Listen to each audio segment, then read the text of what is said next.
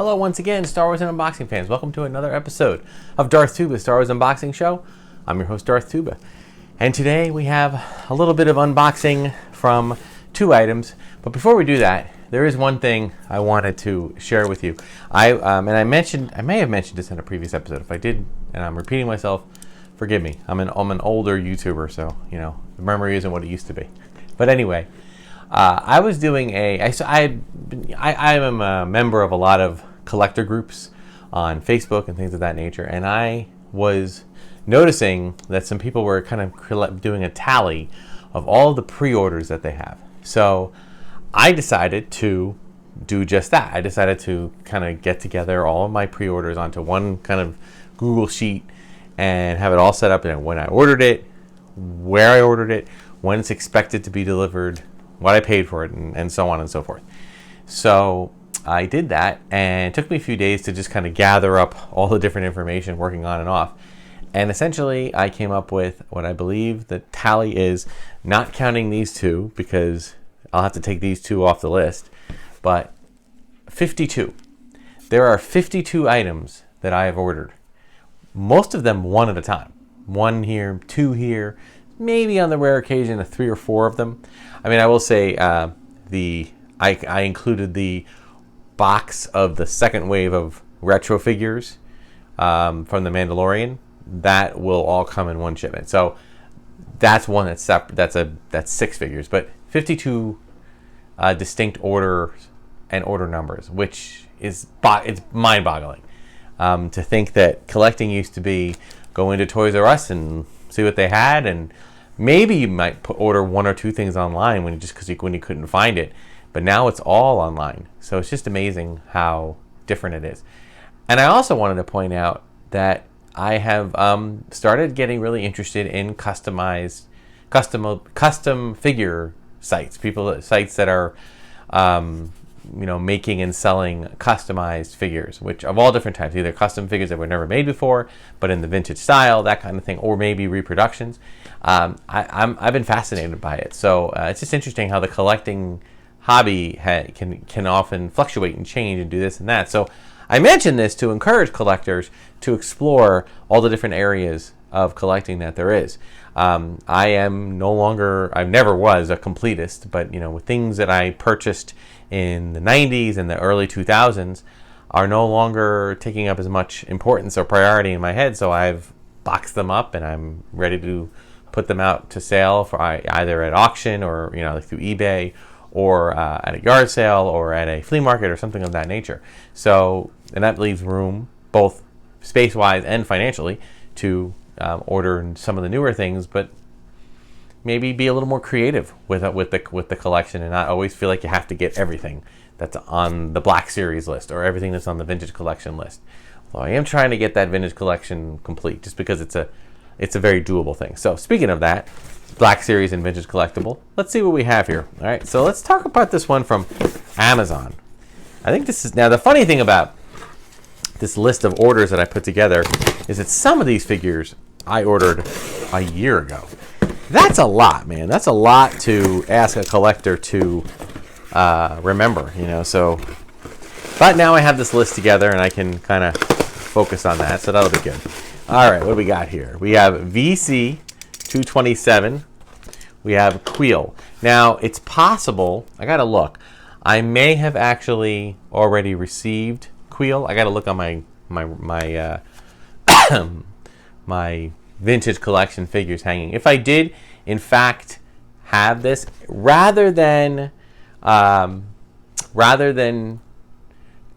do a return, I might actually do a little unboxing and unbox this figure, because if I've decided with some of these vintage collection doubles, I think I might want to do that, just because I don't hardly have any loose figures anymore that from anything new. I've kept things carded for a very long time, since Rise of Skywalker didn't have its own dedicated collection, and you just put stuff on the Rise. They put stuff on a vintage card. I want to make sure that I have a few figures that are loose, so we might save that for an unboxing. But that's not the only one in here. We also have the Rebel Soldier, which I know I have already. So that one I'm going to tag the unboxings of these figures on the very end of the episode, so just kind of be patient and wait for that. All right, so that's a VC. That's VC68. Now I gotta check that, and I want to put a comparison of the VC68 that I do have and the VC68 that is here, because I'm looking and seeing. I want to check. Yeah, it does have 2022 Hasbro, so this is a new release. So I want to kind of check and see if the face sculpt is different enough. Sometimes they're using that new computer proprietary face scanning technology, so sometimes that's great, and it's so different that I feel like the figures are separate figures. Sometimes, however, not so much. Sometimes they look almost identical. So we'll take a look at that. All right. Sorry for my thing here. Okay, and then we are in total vintage collection mode. We have VC 173. Hello, my friends.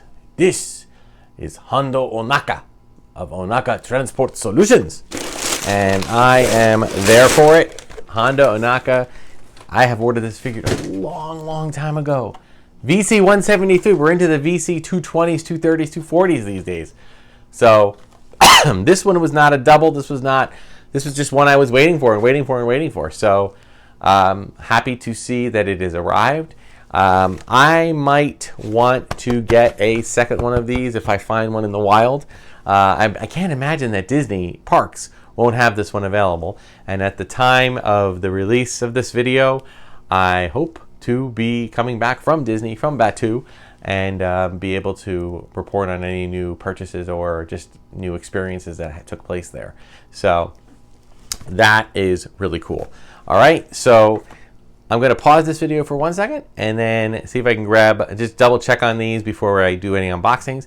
And then I will hopefully be doing some uncarding, I should say. So here we go. Okay, so after going through the collection and looking more detailed, it turns out that these two figures are worthy of unboxing. I have a second Kuiil, so we'll do that one first.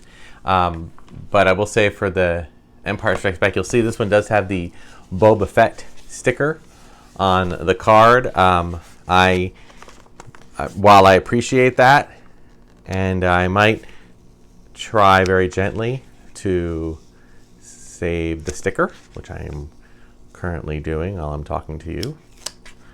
I do feel very strongly that these are not by any means these figures. This figure and the one that was original from the original release was actually, this is the original release, which is 2011.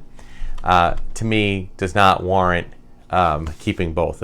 I don't believe the facial look is so different that they warrant two different figures. I will say that this one is holding the blaster versus the new one, which had the blaster kind of held separately. But other than that, there really isn't too much of a difference. So let's start with Kuiil.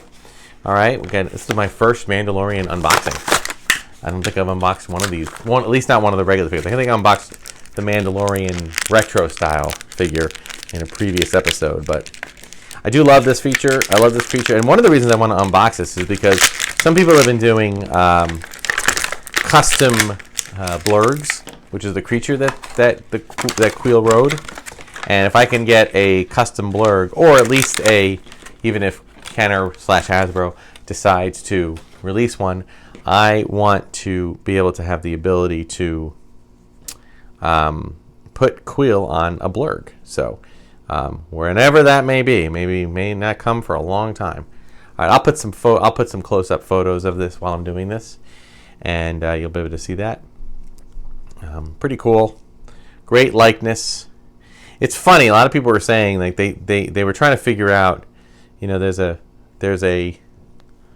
the practicality of Mandalorian and a lot of the sequel trilogy stuff is what it's mainly known for. But a lot of people couldn't help but notice that Kuiil, while voiced by Nick Nolte, kind of looked like Nick Nolte. I mean, the facial structure just had a similar look to what Nick Nolte might look like as an Ugnaught. and it turned out to be Mitzi Rosas, I believe, is the actress that is also plays a lot of gonk droids and a lot of characters in the Star Wars universe. Played the physical form of Kuiil. So nice job, Mitzi, and nice job to Nick Nolte for voicing the character. So there's Kuiil. We'll put him over here. I'm probably going to have him hang up here on the table until a blurg is available. All right. So again, now we have our Rebel soldier. And again, you know, for those of you that are, oh, I can't believe. Although to be honest with you, I've never had one complaint, which probably means that not enough people are watching the channel. But that's okay. I do not mind. We will just keep plugging away, and anybody who wants to watch it, you know where to find it. And Darth Tuba. Okay, got to get this little thing off. Now, what's nice about this is that he comes all done, you know, ready to go. It's a cool figure. I will say that it's a little lanky. I mean, I do appreciate not having the buffed out He-Man style figures like we had in the early 90s, but this one does seem a little bit lanky. But I just think that they're basing it on the character that they saw. So, and these are just basic. Well, these guys I think were all extras and or actors speaking lines inside the Hoth Rebel base, which I do believe was a set in London, versus the ones that were all kind of white, which were the soldiers that were actually Norway rescue guards or rescue soldiers or something like that. They were actually Norwegian troops. So, but these guys were the inside more extra ones. So, really cool. Again, I'll get some close-ups of this. And that'll do it for today's episode. Thank you so much for watching. Be sure to like, subscribe, hit the notification button, all that other jazz. Check out Instagram and Twitter at Darth Tuba, Darth Tuba Star Wars Unboxing page on Facebook. The War of the Stars podcast, where I and John Mark Tolley just talk all things Star Wars. Right now, we're kind of doing episode recaps of the Book of Boba Fett. Whoops, sorry there, buddy. The Book of Boba Fett, which I've been loving. And, you know, whilst I did love, at the time of this recording, we were up to episode 5, which is really just a Mandalorian kind of, I don't want to say, you know, almost want to call it a spin-off, or not a spin-off, what do they call it? A backdoor trailer, but it's already a show, so it's not a backdoor trailer. I don't know. But it was basically a Mandalorian episode, and I appreciate why they did it. I appreciate what it is. Long and short of it is that I've been loving the show. But I've been loving all of it. I mean, not just The Mandalorian, as much as I love The Mandalorian. I just feel that there's a lot of story to tell. So I'm excited to see where the story goes. I don't think it's going to end in 2 episodes. And my gut reaction, again, it'll be interesting. By the time this episode airs, we'll be only 1 episode away from the end of the season. So it might make more sense next week. But it seems to me like they're gearing up for something grander that's going to take place beyond the Book of Boba Fett, and something that's going to tie into The Mandalorian and maybe even Ahsoka. So we shall see. All right, so thank you so much for watching, guys. Until next time, may the toys and the Force be with you.